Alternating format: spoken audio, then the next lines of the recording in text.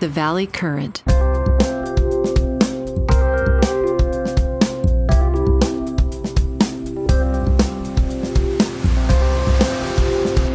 Hello, Jack. Hey, Ron. How you doing? Welcome into the Valley Current. We do these podcasts to give people updates about what's going on within Silicon Valley and elsewhere throughout the United States and sometimes throughout the world. And I just got back from the Fringe Festival, which takes place in Edinburgh. I don't know if you've ever done that. You're originally from England, right? Have you done I it? obviously know of it. It's very obviously known of it, but I've never actually been. No. You must do it, because I'm convinced you could give a great stand-up comedy about the way in which the world is changing so rapidly. And you would get many, many attendees. I'm absolutely convinced of it. They had about a dozen AI related, but they were sort of AI light discussions. There was nothing with any real depth. You could give a very deep 1 hour. They limit each performer to 1 hour, and I'm sure it would be loaded with jokes, and you would have a lot of fun doing it. I'm absolutely certain of it.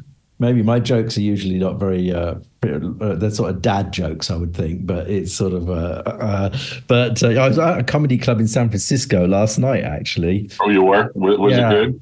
It was okay. It was all right. I've seen better when I've been there before, but we just wanted to have a different... Change it up. So yeah. Your journey, because you were originally born...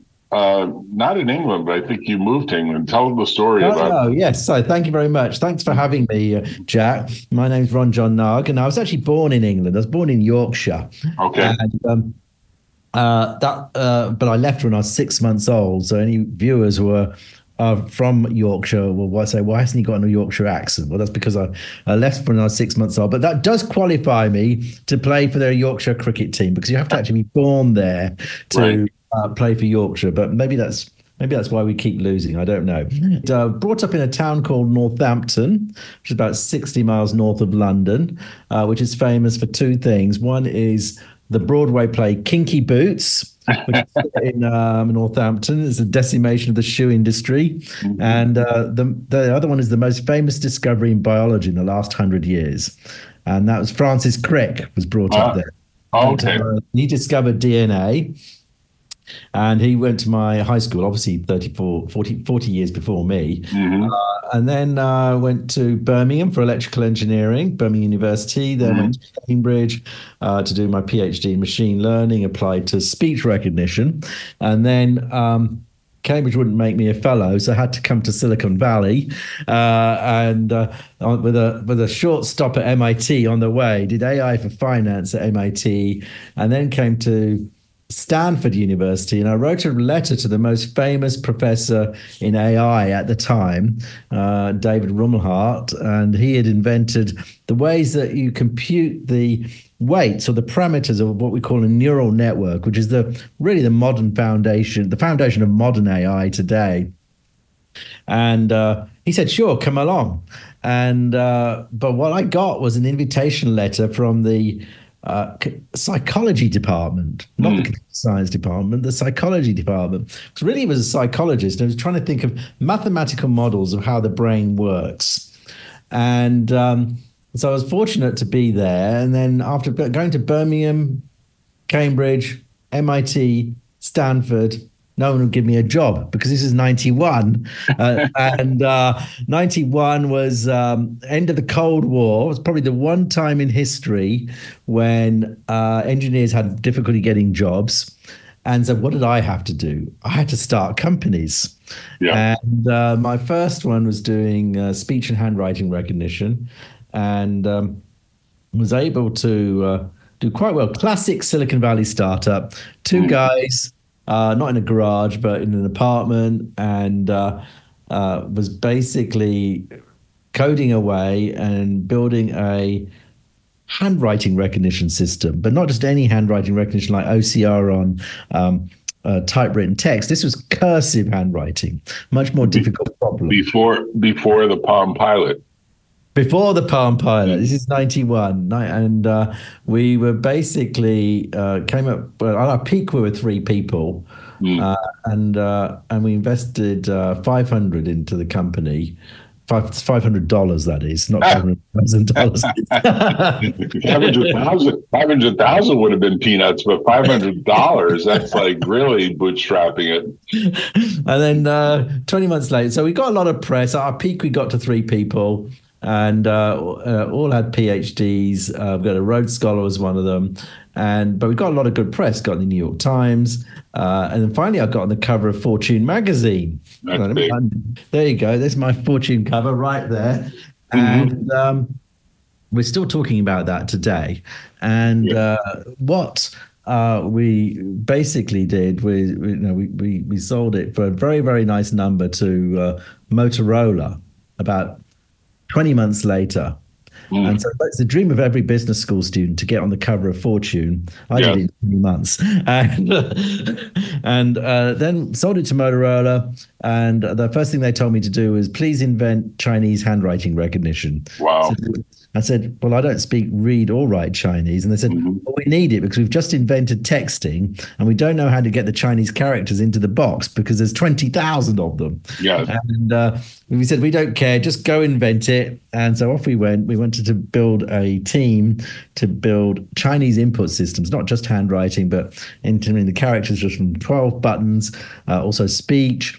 And beat out Ericsson in those days to have the first Chinese input system for phones, in mobile phones. And at the time, did that happen? That happened at the time. Motorola had a third of the China market. And then I spent 6-7 years at Motorola ramming speech recognition into the phone, so you could have, in those days it was voice dialing, telephone digits. Right. And then we had I think the final product I had was a phone that had full screen browser, handwriting recognition, speech recognition, games, apps, and touch screen, and we sold millions and millions of them. Nice. But in China. When I told my colleagues, said, well, why don't we ship this in the West? And they said, no, Ronjon, you don't understand. In the West, we like buttons. We like buttons. Look at keyboard. In Asia, people think graphically and gestures, but in the West, we like buttons. Look at BlackBerry. BlackBerry's eating our lunch. We need a keyboard phone with buttons on it. So, well, I thought I'd go on and do something else because I could see the internet was happening. And so I then built the first mobile app store, a company called Cellmania. And because I had all the access to the 5-year roadmaps at Motorola, the phones had become digital, they'd become internet enabled, you'd be able to do these things. And so I said, well, let's go to where the puck's going to be. Yeah. And I actually built the first mobile search and mobile app store. So my only problem was there were only two phones that could only run apps. They could run apps at the time, a Motorola one and a Nokia one. And instead of taking 5 years, it took 10 years. Yes. To mature. And in the early days, it was mobile operators that sort of dominate the industry and say, look, we buy the phones, we say what's what, and we decide that we want the app revenue. And so you had fragmented app stores, but that was good for us. We would deploy it on Vodafone and Telstra and Sprint and AT&T. Each one would have one. So we had like 40 of these things. Nice. And then when Apple came along, that was the big impact, wasn't it? That was a big impact when Apple said, no, most operators told manufacturers, you can't put your own, Motorola, you can't put your own app store on the phone because that's our business. Right. Apple came along and said, we don't care what you tell us, we're putting one anyway, right? We've got our own shops, we don't need your shops. And then there was a shift from mobile operators to phone platforms. Right. So then Google, Android came along. Microsoft was still there. They had their platform. Of course, BlackBerry was there too. There's like four real platforms at the time. And we'd met BlackBerry in 2008, and they weren't really interested. But then in 2010, they were very interested because the market was moving so quickly. It was so quickly. It's not because they had stupid people. They didn't have time to get the arrows in the back that we had. By this point, we'd spent 10 years on app store concepts, game stores, music stores, video stores, buy one, get one free, put it on the phone bill, put it on PayPal. Every single combination you could think of, we had actually. Right. And we knew what was working, what wasn't working. And then finally, so BlackBerry said, okay, we need to buy, we haven't got the time, we've got to move quick. And they sort of bought about 8 companies all at once in the 2010 timeframe. And probably should have done it in a couple of years earlier. Right, because Apple came in and really kind of shifted the market in a huge way. Apple had the iPhone in the App Store was 2007-ish. Right. 80-ish, that kind of time frame. And it wasn't clear, even Apple weren't quite sure. They were just playing around with it, really. It sounds like Apple copied your invention. To me, it sounds like you were first, right? Oh, we were definitely first. I'm not sure whether they think though. Certainly they had some of our employees, and also Google had some of our employees, so they had the genes there. Usually, even going back to the Chinese and going back to the voice recognition and the handwriting recognition in 1990, usually I'm 10 years ahead. That's not necessarily a good thing, Jack. Right. Because the market's not there yet either. Right. No, there's lots of stories like that. There's lots of stories where you're just too early. And the fast followers, which include Apple, because they do a lot of fast following these days, really gain a lot of knowledge about what works and what doesn't work. I mean, Apple failed with the Newton. I'm sure you must have taken that apart, right? I mean, we were. I think there was like 2 cursive handwriting recognition companies at the time. There was us, and then there was a Russian company called Paragraph. Right. And so Apple went with those guys, and the Newton didn't work out well. Everyone else went with us. And it could have been a different story if it was different. I think that they had a good product too, but it was early. And the question is, if you're a big company, do you need to be early and fast follower? And then if you're a small company, do you need to be? You have to be. Being first really helps a lot. Mm. And then the question is, usually you're not sure whether you're too early or not early. Sometimes so I only thought it was 5 years. That's what the industry sort of studies said. It's only 5 years. The phones it ended up being 10 years. Right. So you don't know what you don't know. And the question is, as a smaller entity, do you have the stamina and to be able to follow that marathon? Now, there's some arguments that you do because you're a smaller company. Your burn rate is smaller. Right. Other arguments, you ramp up too quickly. And you have to be there at the right time when things intersect in the right place. And that could be 2 years from now. It could be 20 years from now. In fact, BlackBerry's, their story by themselves is interesting. At the 10-year point, they were doing like pager type things, not the two-way page, just regular pages. Mm-hmm. They had a 10 million in revenue. At the 20-year point, they had 200 million in revenue. At the 30-year point, they had 20 billion in revenue. Right. So you can imagine a small startup, and I was probably in that situation. You got 10 million in revenue. Let's cash out right now. Right. But if you put another 20 years, then you become king of the hill. Now, staying king of the hill is hard too, of course. But it's trying to. I mean, temperamentally, I just like being at the cutting edge. I just like, it's just too boring doing what everyone else is doing. Well, the other thing you do, which you do so well, is you give your knowledge away at these Stanford classes. I took both your classes, both the AI class and the aging or anti-aging class. Both were wonderful. You had some great additional speakers. But you're really not, I mean, I'm sure you have your own trade secrets, but you're really pretty robust in telling people what you think is going to happen. And I give you a lot of credit for that, because there are many people that want to sort of hold knowledge very sacred. But, knowledge really gets multiplied when it's shared. Exactly. And lots more ideas flow from that, right? Yeah, exactly, Jack. I mean, basically, I teach a lot, not it's not completely for altruistic reasons. It's so I can learn myself. If I have 200 people, there's 200 minds in the room, then likely somebody's got a great idea that I have not thought of, and it makes me cleverer. And it's my job is how do you coordinate? How do you facilitate all these smart brains? By definition, if they're coming to a class that I'm teaching, it's something it's a self-selection process. They want to learn about AI. They want to contribute about AI. They want to learn about biology. And so let's all learn together. And I have a famous phrase that I often start at the beginning of the courses. By the end of it, you know 110% of what I know. So you know everything that I know, but also 10% of everyone else, what everyone else has contributed as well. Right. And we stay in touch, of course, with lots of students. So this is a class that anyone can take. So I teach at Stanford University in the medical school. I teach AI, genes, ethics, and those are for Stanford students. So, you have to get into Stanford, which these days is quite difficult. Yes. But there's an evening class that I also teach, and anyone can take them. They're Stanford's cheapest classes. They're only $400, sometimes $500, and no prereqs.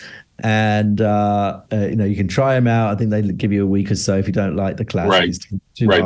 That's the dirty secret. There are probably people that just take the first class of almost every class and then cancel out. But they get a lot of knowledge because they get the syllabus and they get the first lecture, which is often one of the best, right? Well, the dirty secret from the professor point of view is we make sure the first class is really good and really easy to understand. Yes. And then just after the drop date, then we can put tougher material. Right. So people get unaware. But basically, after doing all those companies, I did another one. Went back to speech recognition. I was more the advisor in that one. We sold to Apple. So I sold one to Motorola, one to BlackBerry, one to Apple. Apple was probably the most difficult deal of all, would be my guess. They were all difficult. You're a deal guy too, so they're always difficult. They're all difficult. I always find Apple, and I used to represent Apple when I was at Davis, Stafford, Kelman, and Fenwick. We started Apple Computer. Yes. We literally filed the paperwork, and we did their work for like 4 or 5 years. And then they got so big that they needed multiple law firms, and we grew the law firm to 100 lawyers, which we thought was a lot. But people are like, oh, you got to grow the firm to 1,000 lawyers if you're going to represent these big companies. And a lot of us had a hard time imagining managing 1,000 lawyers. And yet there are many firms now that I guess are 4,000 or 5,000 lawyers. Biggest firms in the world are literally, Chinese lawyers add another 2,000-3,000 lawyers to some of them. And they operate like ginormous network platforms of decentralized firms throughout the world. But Apple, when I left to start my own firm, I would often do deals against Apple. I knew all the people at Apple. I always thought they were the most difficult people in the world. I'm sure they'd say, no, they're really easy. But I don't think they are. And I think that kind of hurts them because they have a little bit of a not invented here syndrome. And I think that's hurt them in AI. Like if you have to look at the way they're lagging, I think they're lagging. I'm not absolutely sure, because I haven't really looked at the latest announcements, but it seems as though they're lagging compared to Microsoft and Google, and of course OpenAI and a ton of others, right, that are out there. I think culturally, certainly in the Valley, and part of it you want to know what's going on in the Valley. Culturally, you've got Apple, Google, and lots of other companies, of course. But Apple's known for not telling anything outside. They won't even tell things between groups within their. So when if you're in society, Silicon Valley, you meet a lot of Apple employees, and they just won't tell you anything, and they don't even know anything. They don't know what's going on in the other group. Google, of course, every company wants to safeguard their intellectual property, but culturally, it's much more open. And then in the AI field, in general, everything's published eventually. Everything's published, and the idea is. It's a bit like your little joking around, giving everything by publishing it. And you're seeing this in China.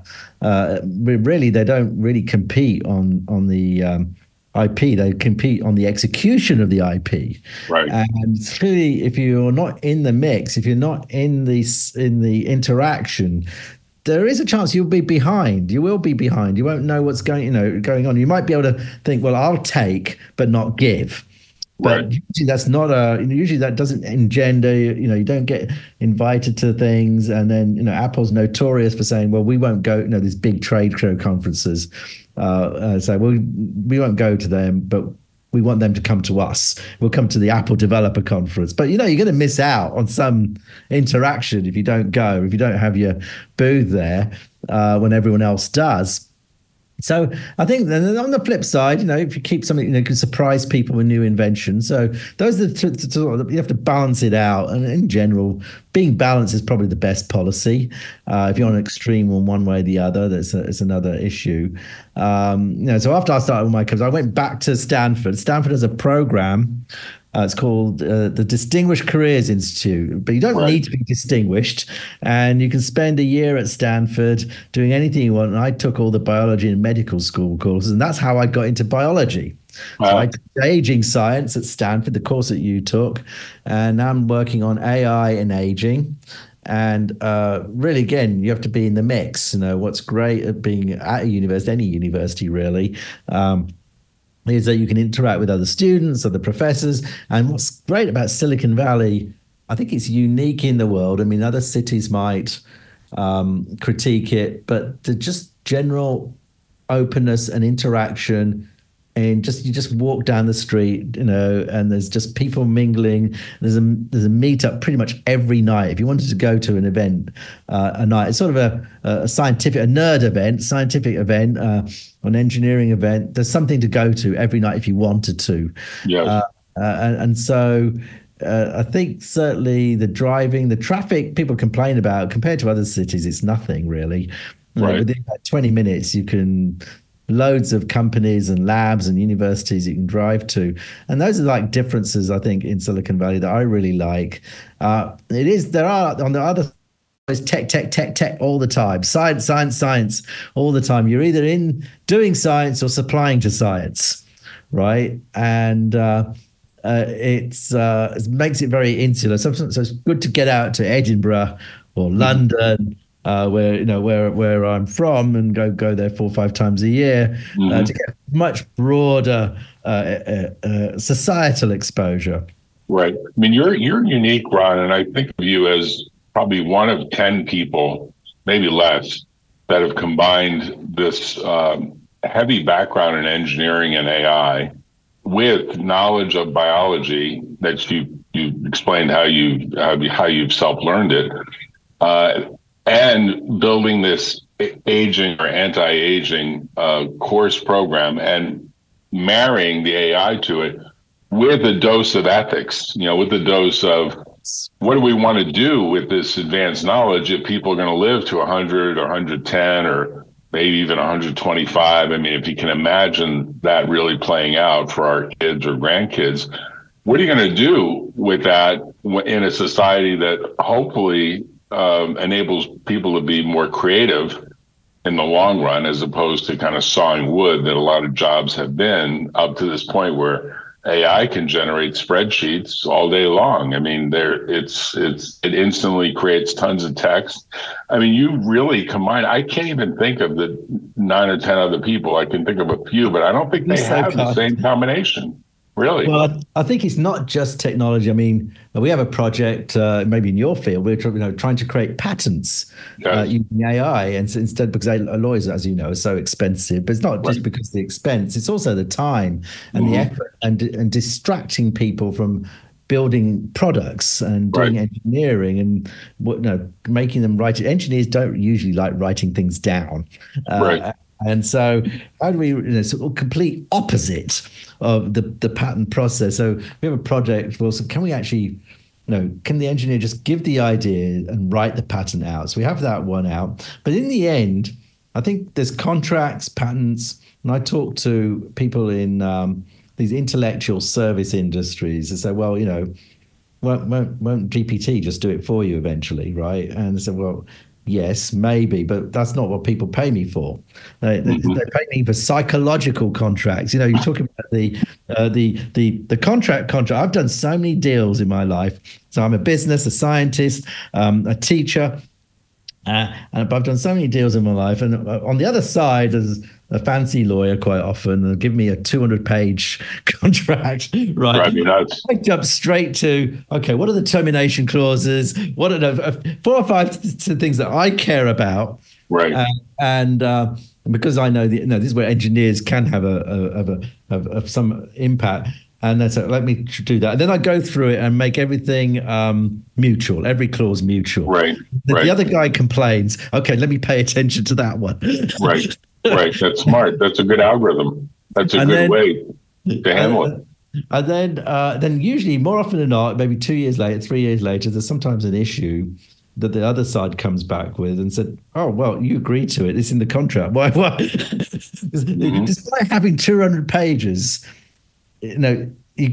People will still miss fundamental things. So it's not the hundreds of pages. It's actually, that's where the psychological contract is more important. I don't care if it's in the contract or not, right? What does the other entity, and if they're a moral entity, and you can argue whether companies are, but they're run by people, and you're a moral entity, that's actually more important. Let's just do what's right.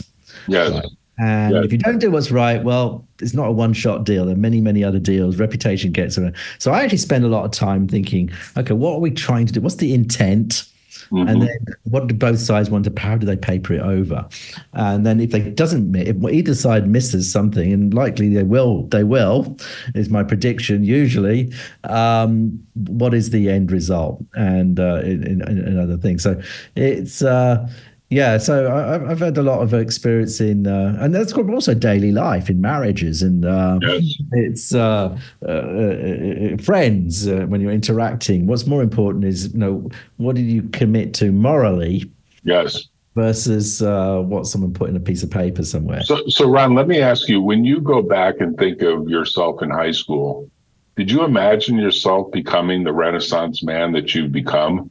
Because you really are a very unique creature on this earth. And I'm sure other people have told you this, but did you imagine that, or did you have an aim to do something else when you were in high school? What do you think of? Because I originally, when I was in high school, I thought I was going to become a Catholic priest because I had been an altar boy in grade school, and then I had been a lecturer or a reader in church. And I thought, oh, well, this is a natural thing. But of course, once women came into the picture, that kind of changed that perspective. But what did you think of when you were in high school? What did you think your career would lead? Yeah, so I went to a pretty normal, what they call a state school, right? It's just an ordinary school, and just, 1 or 2 famous alumni, but pretty ordinary school. And pretty ordinary school kid, probably was getting grades at the upper level, but not the top guy usually. But it was my parents, one was an engineer and my mother was more on the medical side. She always wanted me to be a doctor. So I was kind of resisting both of those professions. Kids do, as you know. But ended up, doing electrical engineering, which surprised me. And I think Birmingham University had put me on the track. They had a few courses that intersected with other fields, and speech recognition was one of those things that people don't know. I mean, it's just passé now. It's on your phone. It's been there for decades. But in 1983, my undergraduate project doing speech recognition, people would just fall off their chair. They couldn't believe it. Right. It's like what I'm saying now. Right now, I'm working on a vaccine. Oh, what's a vaccine? What's so special about that? Oh no, mine's a vaccine for aging. And people fall off the chair. What are you talking about? It's the same dynamic. But I believe is go to what I'm different now from when I was a school kid is I'm now sort of looking for those moonshot ideas and say, oh, well, how would we do it? Okay. That's a big idea, and it runs against the grain of what most people want to believe. Because if you talk to people now all deceased, like my next door neighbor, Dr. Walter Bortz, or Leonard Hayflick, Dr. Leonard Hayflick, they were all like, the laws of physics apply. It's not the laws of biology. Aging is like rusting of a car. Basically, the world interacts with your body, and you're going to run down over time, just the way a car would rust or run out over time. And you're kind of bucking the grain on that and saying, no, maybe there's a way to actually biologically change things, right? It is. And I think it's because in my other fields on the way, people always said these things would be impossible. Yes. Um, and of course, in the valley, we've seen so many things where people said that things were impossible. It turns out they're not as impossible. And basically, we don't know. I don't know. I'm the first person to say I don't know. Right. The biology, the body is very complex. And if you go back from 100 years ago, if 100, even 50 years ago, if you go back to what even the scientific population in many fields, including medicine, they would be shocked at what we're doing today. They would say it's impossible. I said to my wife, just let me interject, I said to my wife tonight, I said, can you imagine if the founding fathers, the people that wrote the U.S. Constitution, like Benjamin Franklin and Thomas Jefferson and George Washington, all like landed in 2024 and said, wow, what happened to our United States in terms of just innovation? Forget about the politics for a minute, because she went to the politics of it. But just in innovation, they'd say, like, where are the horses? Where are the buggies? Everyone's floating around with these cars and trams and electric trains and I think their heads would be spinning. I don't think they imagined the acceleration of innovation. And I don't even think today we imagine the acceleration of innovation that may happen over the next 100 years. And it's faster and it is exponential. It's faster and faster. It took us, 2,000 years, right, to get to the first industrial revolution. Yes. Then it took us another 100 years to get to, sort of communications innovation, transportation innovation. I mean, a poor person today really has more access to entertainment, travel than a millionaire in 1850. Yes, for sure. It's who would have thought you'd have real-time video calls like we're having, and we happen to be in the same country, but you could be in Australia for free. Yes. Right. And whereas in 1990, it was $1 a minute for a phone call from London to New York. Right. And sometimes we go backwards. We don't have any supersonic jets anymore. We're not going as fast. And there's often a phase, digital cameras come in, and actually the photo quality got worse with the first generation of first, second, third generation of digital cameras. It was worse than regular film. But now finally digital's got better. And you're seeing that. And the acceleration, the exponential acceleration, I think we're living through it now. I think the kids of today don't know the historical context. People our age, dare I say, probably have a bit more context. Of saying you can always see it. I mean, certainly AI. Pretty much every day there's a new innovation. Now, longevity science, biology, I'd say it's actually not as fast. Right. But if you play it forward 4 or 5 years from now, I think that will be the main thing. We will have a discussion. Which aging therapy, treatment, drug are we taking? And we might even go back to Ozempic and say, we don't think of Ozempic as an aging drug, and there's got many flaws in it for being, it sort of reduces muscle, creates muscle loss, but fundamentally it has great for weight loss, lots of other disadvantages it has. But imagine 4 or 5 years from now, we've got cocktails of combinations that address all the flaws. Right. Of these kinds of things, and there's a whole set of parallel things that you can get, and also nano robots that fix things mechanically. One of the things, a drug's not going to fix a mechanical error as easily, right? You break your leg, you're going to have to do a mechanical solution to that. That at least partially mechanical. Once you've lost it, you've lost it. Someone jabs your eye, how do you replace your eye? You're going to have a mechanical replacement for that. But there's 5 organs in the body that are difficult to replace. The brain, of course, the fundamental one. But, we're seeing things like Supra that you and I have been playing with, where you can upload, all the writings, all the essays, and we create a different version of us. And I was reading, it's actually Steve Jobs had a little thing. What happens if we can just speak to a teacher? Yes. decades afterwards, Yes. after gone.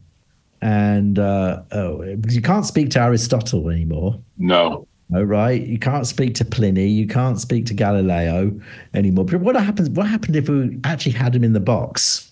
Maybe we can actually recreate them in a box now with all their writings. We still have their writings. We have their writings. So I thought, well, imagine you can recreate sort of a group and ask them what the solution is to things like Ukraine and Russia, Gaza and the Israelis. Like basically get them to provide some wisdom based on their thought processes that are captured in the box. I don't think anyone has actually built that kind of super system of wisdom. And when I talk to people about it, they say, well, that's brilliant, but do you really think that the AI is going to be able to generate all the inferences that would need to be generated? Well, that's a moonshot, right? That's worth considering, right? Because even if there's just one kernel of a new idea that can break an impasse, that becomes hugely valuable. I mean, a lot of what I do these days is act as a mediator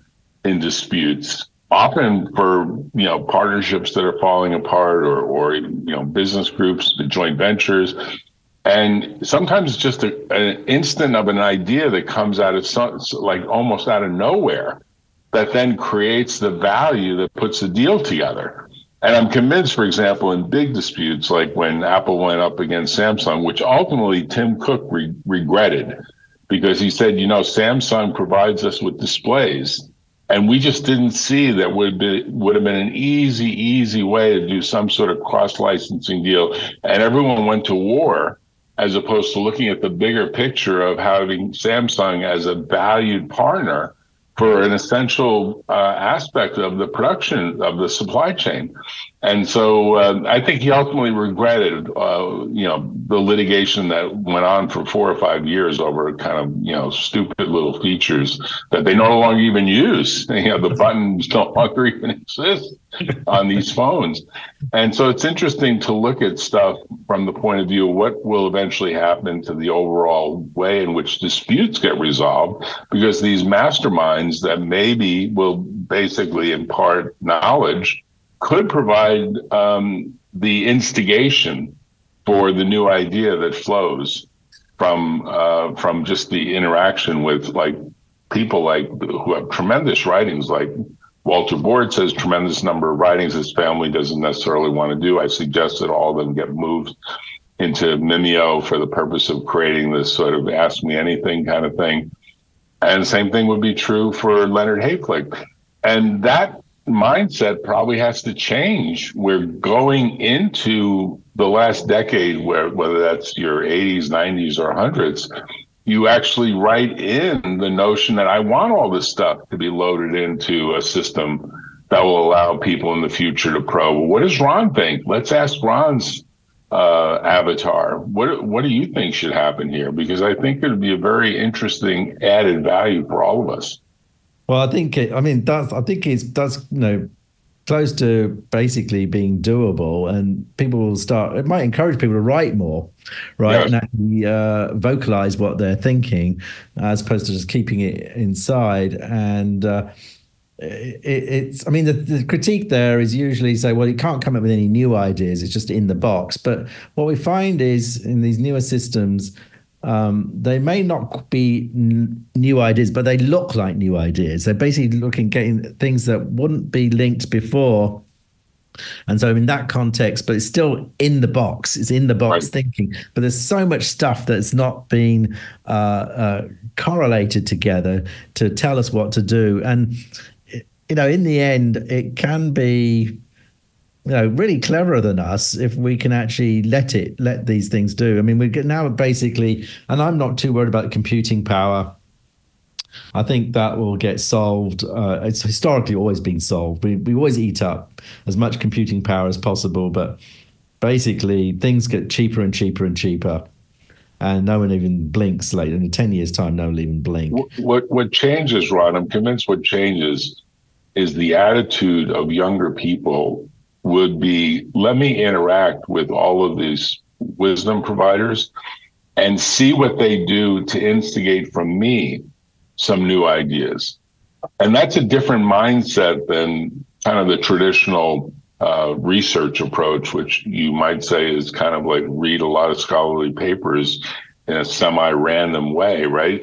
To actually get into the knowledge base in a way that's much more integrated would be hugely valuable, and it would change the mindset for research and would change the mindset for the way in which people self-educate.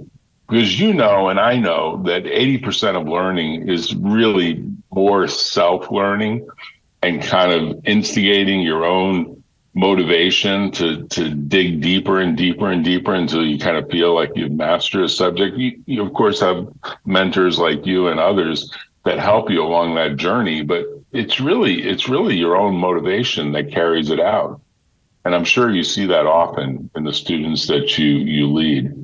Yeah, it is the interaction, and where, as I said, all parties benefit, and being able to get 1 + 1 = 3. Yes. Get this extra thing that no one had thought of, but wouldn't have happened unless this conversation was happening. Unless the three people are in the same room interacting together. Of course, we have that in normal work life, of course, but can you actually do that in a scaled way? And I'm seeing a number of companies, people who work at the companies, who are accelerating their thinking, accelerating their research ideas, things that they didn't know about. They start interacting with one of the systems, or maybe a customer, and you've got vertical systems as well. I'm working on life sciences approaches to GPT, of ideas that they just wouldn't have thought of. Because you can't read there's a million papers published every year. No one's got time to read them. Right. But you have a machine read them for you and say, okay, you need to pay attention to this. Yes. Thing. Yes. By the way, there's another idea for you, right? And these difficult problems, going to Mars, aging vaccines, building a machine that's sentient. You can always debate whether we should do these things, but they're going to be accelerated. All these things that seemed impossible. Yes. And I would dare say a lot of the things we've done today seemed impossible. As I said, in my own field, original field of man-machine interfaces, a machine understanding what you say, recognizing your face, recognize your fingerprint. In the 80s, those are just science fiction, complete science fiction. Right. So, Rod, let me ask you, you've started a business that's called R42, which essentially is sort of a venture capital firm, I guess the right way to classify it. Tell me how you came up with that, because you've essentially done this for, I guess, 2 funds, and you're going to have a 3rd fund too. So yes. What is R42? Just tell the listeners. Yeah, so R is R42. Yeah, R is for Ron John. That's rather narcissistic, I know, but it's too late now for thinking that. 42 is after, there's a book called The Hitchhiker's Guide to the Galaxy, where they're looking for the answer to life, universe, and everything, and they finally find the answer. It's 42. So we are trying to find answers to many problems. And I should have done this years and years ago, but in the pandemic and after Stanford. So what am I going to do for the next 30 years? Am I going to do the same thing I did the last 30 years? Maybe, but let's try a few new things. And then I ended up saying, let's do what I'm doing anyway, which was helping small companies. I was making a lot of angel investments, but let's professionalize that. Okay. And what we do is we invest, inform, and invent. So invest in the field of AI and longevity. We like mathematics and medicine. Usually seed check, first check, usually only check. So very brave, high risk, and it's usually quite moonshotty type ideas. And then we also inform as well. So there's great teaching at Stanford, but the universities that have bureaucracies and things. At R40, we do similar things, but with a lot more freedoms. First of all, we don't charge anybody. No, we teach people courses, workshops. We have a little summer program. Just finished it, where we do sort of big problems. Quantum computing Is there any there? Well, you can read about it, take a course on it, but you don't really know unless you do a project. So we put like 7 or 8 projects and all kinds of different things. One of them was the patent. Can you do an AI patent generator? And tough projects, and it's like Project Runway. They get through, they start not knowing each other, and at the end of it, they're presenting. And so that's an educational aspect of R42. So we have an adventure aspect, an education aspect, but we also have an invention aspect. So I typically work on one company at a time, and usually, tough problems. So 2 concepts I'm working. You've heard about the aging vaccine. That's one I'm working on. That's a newer one. The older one is SuperBio.ai, which is an app store for life science AI libraries. I hate coding. Biologists hate coding. And there's thousands of these code libraries that people have spent 4 or 5 years working on in their PhDs, or they're in companies, and it just sits in a drawer. Right. They're finished. So the idea, it comes up and we put an interface wrapper so people don't have to code. So that's the other company we've started. And we'll invent a couple of others as well. But we're not like an accelerator with a dozen. So but they all feed on to each other. So my teaching activities at Stanford, the students will often have ideas. They may start companies. The professors will start companies. They might be looking for jobs at companies. So we have the startups. And what I really like is that, really in charge of my own domain. If I like an idea, let's just write a check and fund it. It reduces the time for getting something started. If I think it's, and I'm old enough and seasoned enough now, I think, right, to say, okay, now I'm responsible enough to say, okay, let's push this idea, not this idea. And so that's the R42 ecosystem. People can look it up online. There's some YouTubes and presentations on lectures and various things. We had an interview with an astronaut on space aging. We interviewed dermatologists on skin aging. We've interviewed people on how to communicate. Now, how do you make presentations? I mean, one thing very much so, if we talk to young people, and it's great you're doing this, Jack, there's content. Content is great, but there's also narrative. Right.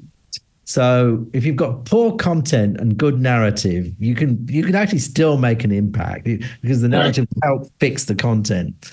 But if you've got good content and poor narrative, it just doesn't get out there. No one works on it. Right. No one's excited about it. And so you have to have both. But the narrative can help fix the content as well. Because say, well, I don't understand what you're talking about. Well, how do you do that? And the content gets fixed as well, but not less so the other way around.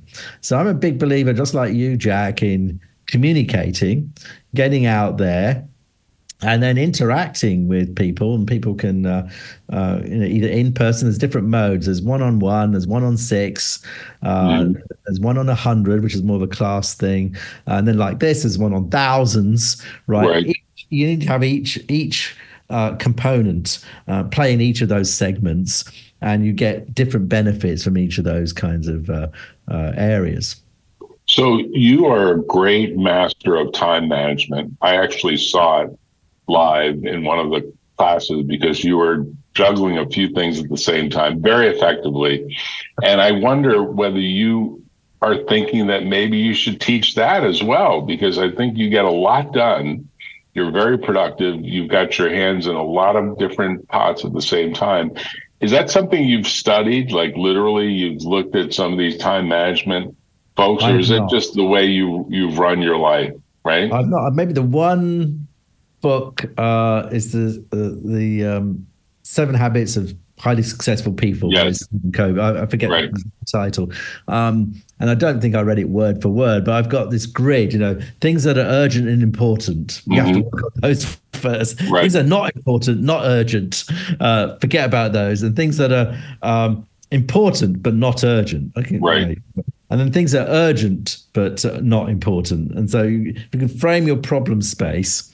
Yes. And every day I say, what do I have to do that has to be done? Okay, I've got to get a visa for this country or something because they have a 7-day lead time. I've got to make sure that I don't get to the edge of that. And so you think about these things, but I don't think I've done it particularly from a studious point of view. But you're right. I mean, people struggle with this. And another dynamic, by the way, I've seen the busiest people are also the ones that will accept more work. Yes, exactly. It's sort of like you could be a CEO of a company, of a Fortune 500 company, and somebody asks them, "Oh, can you come to talk to these high schoolers?" They say yes.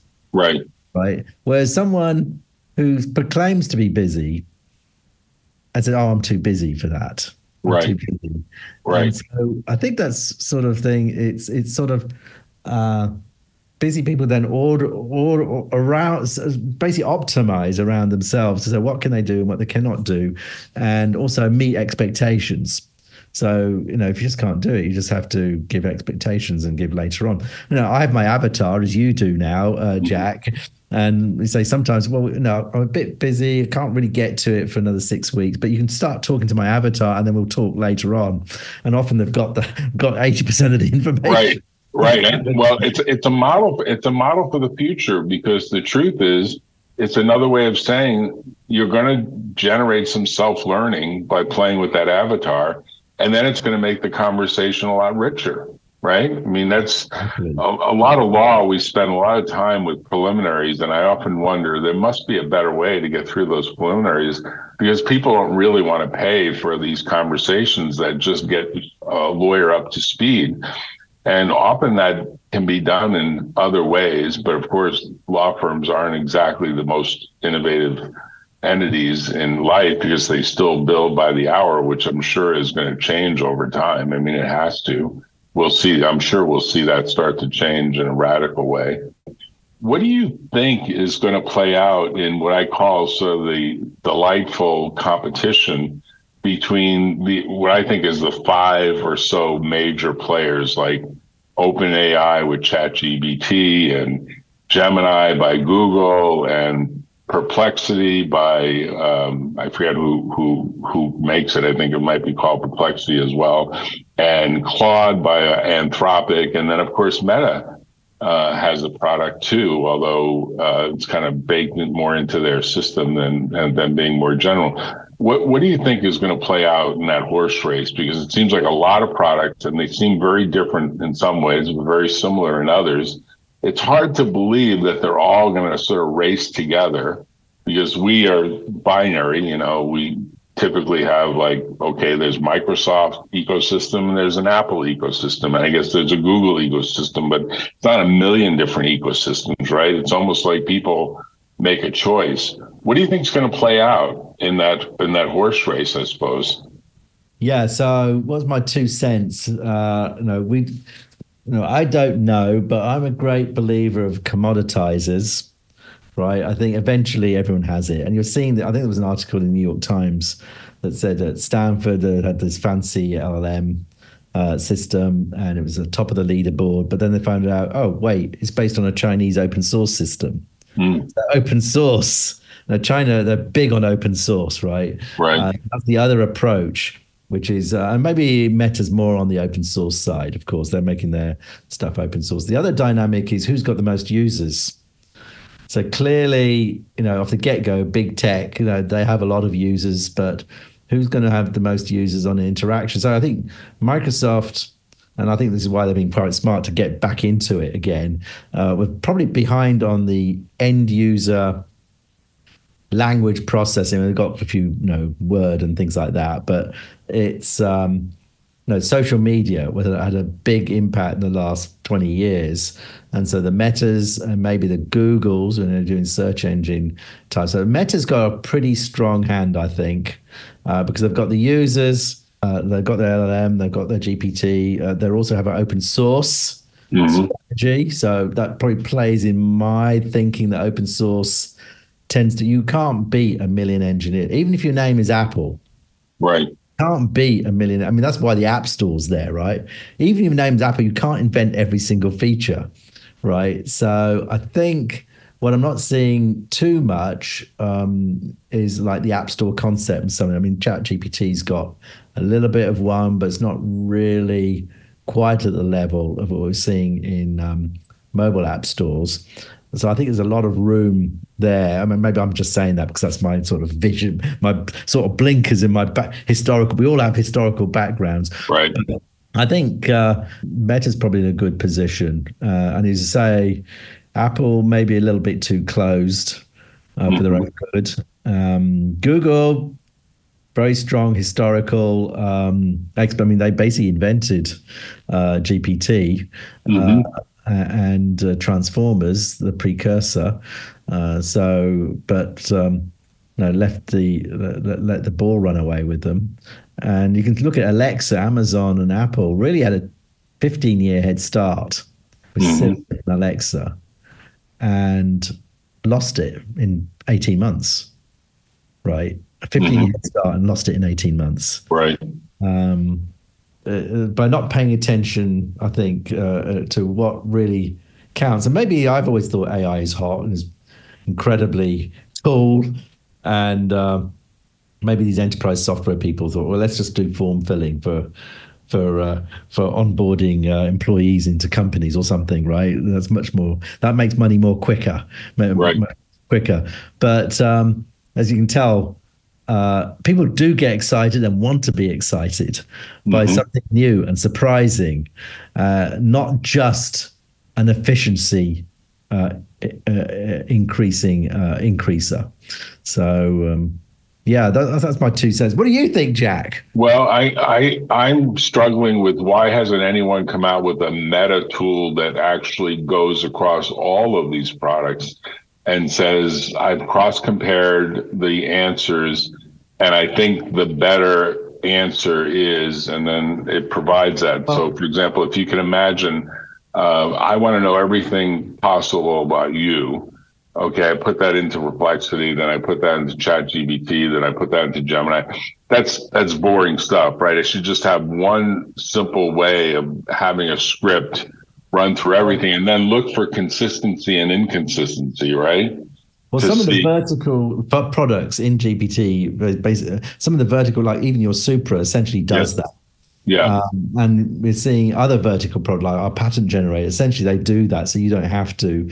And of course, the smartness is figuring out which to use from which answer, answer to use from which component. So you're seeing, and that was always a debate. Goes back to your early question: is GPT from OpenAI or Claude going to clean up? One of the 5 going to clean up? Is there any room for anyone else? These startups in Palo Alto. I've come to the conclusion, yes. Maybe 8 months ago, I wasn't sure, but I've come to the conclusion, yes. It's just like, and again, Microsoft's in a good position. They've got a long history of working with developers, developer ecosystems, much stronger than the other entities. So if they can play that card, that's going to be very helpful, where they say, okay, somebody, in my case, we're trying to do a life sciences version, right? And we want to try a bit of both, try and see what's expert in each one and then combine them. And that's a classic strategy. You can imagine a legal version of that. You can imagine a recipe version of that. People are trying to do a cook, and there are some of those already popping up in the ChatGPT app store. But relatively, we're still pretty early days. I think there's still room for people. It's just like the internet. They got the internet, and then Amazon did the books. They chose books first or whatever. They were just a little company at the time. But you had verticals for every segment popping up, and some of them became huge. Those segments, and some of them got swallowed up, and some of them sort of, like Amazon, went to 50 other verticals by themselves, right? Occasionally by buying companies, but usually not. But we see a lot of today's internet companies, they're in different verticals, and I think that's going to be the same with this. As you get bigger, you're just not creative enough, and once it's working, people are too frightened to mess with it in case it breaks something else. Right. You're shipping 1 billion phones right now. It's kind of like an act of God to put a new feature in a phone. Right. It's frightened little, you get egg in your face. Right. And you're going to get that dynamic. You're seeing that even with the internet companies, and where OpenAI was much more aggressive than big tech, and that's their excuse. We wanted to make sure it was not evil. We wanted to make sure we put out there it didn't ruin society. Well, guess what? The upstarts And in other industries like Uber, they said, well, we need to do something because we need to put food on the table. So let's try something. And but even as they get bigger, they'll have that disease, that an aging disease in a corporate sense. They don't want to risk their own apple cart. Right. Yeah. Hey, Ron, I want to pay tribute to you in an interesting, unique way that probably you've not heard before.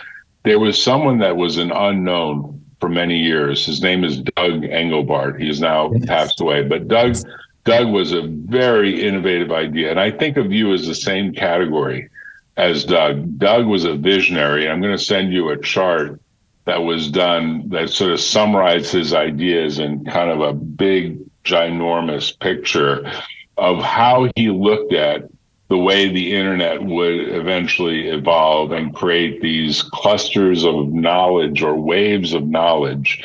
And I think in many ways, you're in the same category as Doug, which is people like Steve Jobs and Steve Wozniak copied Doug Engelbart. That's kind of another little dirty secret, but they basically went to Xerox PARC. Doug Engelbart was there. He had invented the mouse. He had invented the graphical user interface. He was the brainchild of all this stuff. He never got adequate credit. And I want to make sure you get adequate credit, because I actually believe I'm here on Earth in a way to recognize the people that deserve to get additional recognition. I say this as someone who sees people like Dr. Walter Bortz never really got the degree of fame that a lot of other anti-aging experts got. The same thing is true for Dr. Leonard Hayflick. Probably should have gotten the Nobel Prize, maybe eventually will. But I think in many ways, you're in that same category. And Doug Engelbart is really a role model for me of people that impact so many other people that generate huge innovations. And I think that's who you are. And hopefully you'll get far more recognition. I think you did get a lot of recognition with Fortune magazine and others. But I mean like Steve Jobs type recognition, because you are like many, many, many multiple times of greater depth. And I knew Steve, and obviously I know this founding team story and all that jazz. They're respectful people, but they don't have the deep knowledge that you have or that Doug Engelbart had. And you guys are the visionaries.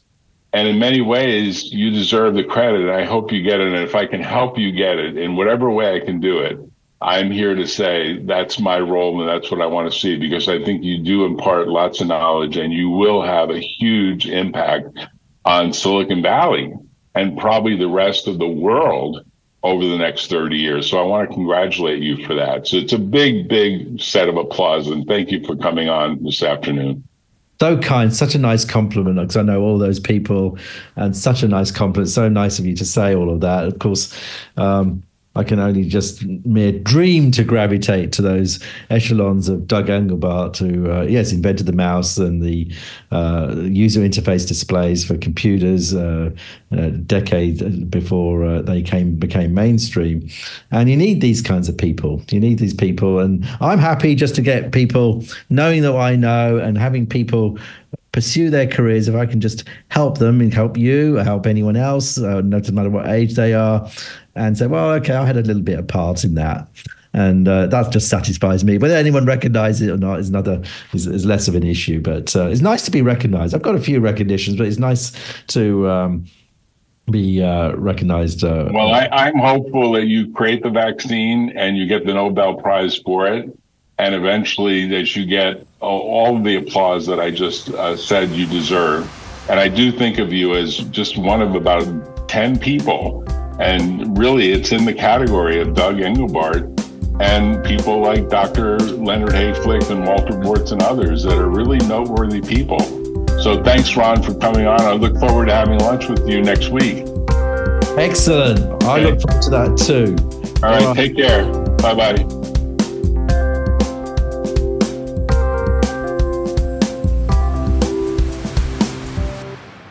Tune in next time on The Valley Current.